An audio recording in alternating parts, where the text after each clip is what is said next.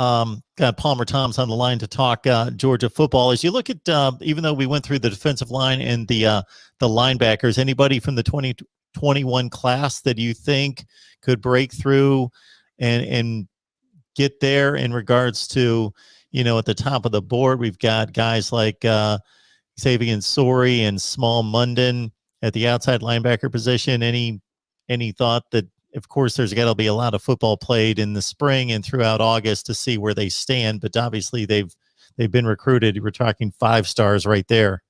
Yeah, those 2 guys are 5 stars and certainly will probably contribute for Georgia in a limited role this year. They've got, a lot of talent in front of them in terms of that linebacker room. That it's probably where Georgia's loaded the most. Either they're on the offensive line. They've got several 5 stars on the offensive side of the ball. But Xavier Sori, he's a name, and Smile Munden. Those are both guys that I would watch. Sori is probably going to miss the spring. He suffered an injury, and all the details on that are not out yet. I think we'll learn a lot more about that once spring ball rolls around.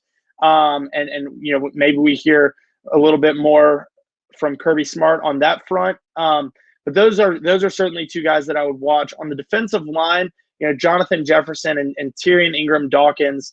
Those 2 are guys that I think can contribute. Those big guys up front, they get gassed, and Georgia needs depth there. They've got several great frontline guys, and they're going to be counting on some younger guys at that position as well. Outside of the top guys, you're going to be looking at Zion Logue, Nazir Stackhouse, Bill Norton, as well as Tremel Walthor, Timon Mitchell, as well as those 2 true freshmen that I mentioned in Jefferson and Ingram Dawkins.